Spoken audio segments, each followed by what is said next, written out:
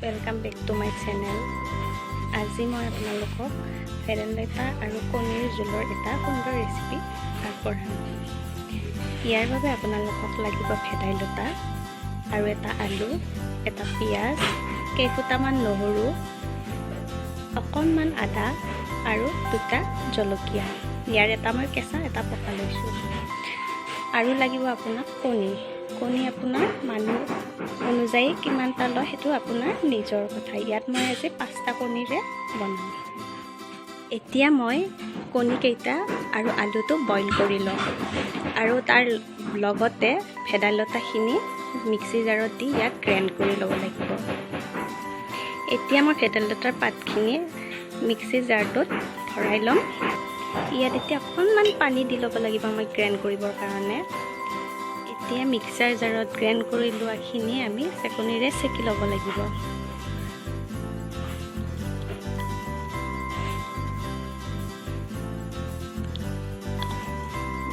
Grind কৰি লোৱা হৈ গ'ল ভেদাইলতাখিনি। এতিয়া আমি কণী বইল কৰি ৰাখিছিলোঁ যে সেইখিনি আমি এতিয়া বাকলি গুচাই ল'ব লাগিব। ইয়াত মই কণীৰ বাকলি গুচাই কেনে ৰাখিলোঁ। আদা নহৰু পেষ্ট বনালোঁ।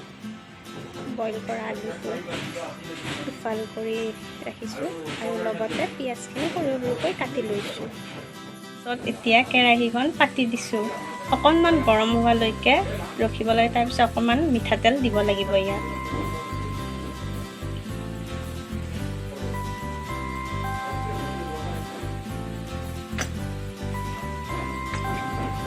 তেলখিনি গৰম হোৱাৰ লগে লগে এতিয়া আমি কণীকেইটা তেলত দি দিম।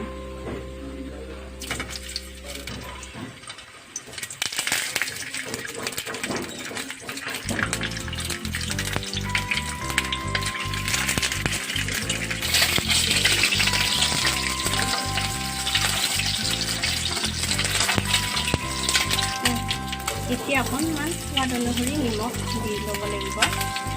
এতিয়া অকণমান হালধি দি ল'ব লাগিব ৰং অনাৰ কাৰণে।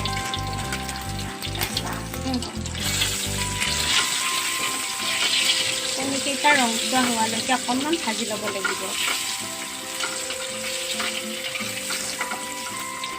কণীকেইটা এতিয়া এটা এটাকৈ উঠাই ল'ব লাগিব।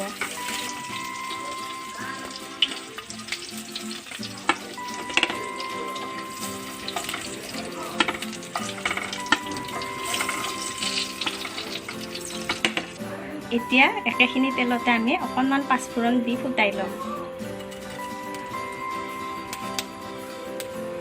এতিয়া পিঁয়াজখিনি দি ল'ব লাগিব।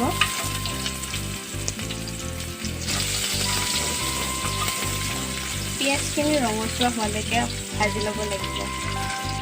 ইয়াত জলকীয়া কেইটা দি লোৱা হ'ল। লগতে আদা নহৰুখিনি দি অকণমান ভাজি ল'ব লাগিব।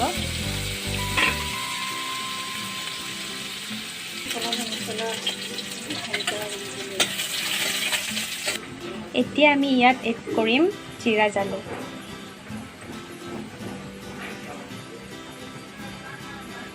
এতিয়া দিব লাগিব ইয়াত গৰম মছলা অকণমান।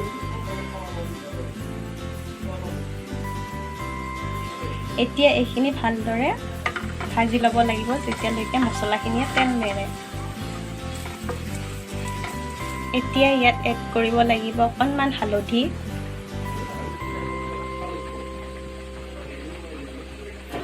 হালধিখিনি মিক্স কৰি লৈ এতিয়া ইয়াত দিব লাগিব বইল কৰি থোৱা আলুটো। বইল কৰি ৰখা আলুটো এতিয়া আমি ইয়াত মিহলি কৰি ভালকৈ ভাঙি দিব লাগিব আৰু অকণমান ভাজি ল'ব লাগিব। আলুখিনি ভাজি আছোঁ। এতিয়া আলুৰ পৰা যেতিয়া অকণমান তেল ওলাব তেতিয়া আমি ইয়াত ভেদাইলতাৰ জোলখিনি এড কৰি দিব লাগিব। এতিয়া গেছৰ ফ্লেমটো হাই কৰি দিব লাগিব আৰু আমি ভেদাইলতাৰ জোলখিনি ইয়াত এড কৰি দিম, কাৰণ ইয়াৰ আলুৰ পৰা যিহেতু তেলখিনি ওলাব ধৰিছে।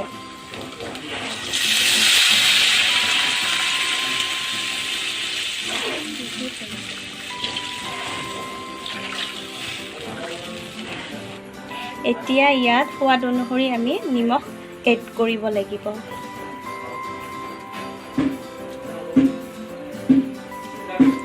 নিমখ দিয়া হৈ গ'ল। এতিয়া আমি ঢাকনিখন মাৰি দিম অকণমান টাইম যেতিয়ালৈকে ভেদাইলতাখিনি উতলি নাহে তেতিয়ালৈকে আমি ইয়াত কণী দিম এতিয়া ঢাকনিখন দি ল'লোঁ যেতিয়ালৈকে উতলি নাহে তেতিয়ালৈকে ঢাকনিখন এনেকৈ মাৰি থৈ দিম ভেদাইলতাৰ জোলখিনি উতলিব ধৰিছে এতিয়া আমি ইয়াত ভাজি ৰখা কণীকেইটা দি দিম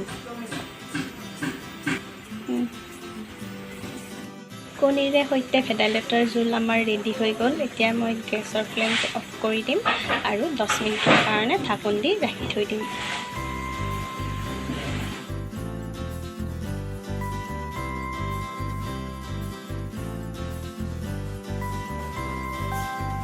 যদি ভিডিঅ'টো চাই ভাল পালে লাইক কৰিব কমেণ্ট কৰিব আৰু শ্বেয়াৰ কৰিব লগতে কাষত থকা বেল আইকনটো প্ৰেছ কৰি দিবলৈ নাপাহৰিব ভিডিঅ'টো শেষলৈকে চোৱাৰ বাবে বহুত বহুত ধন্যবাদ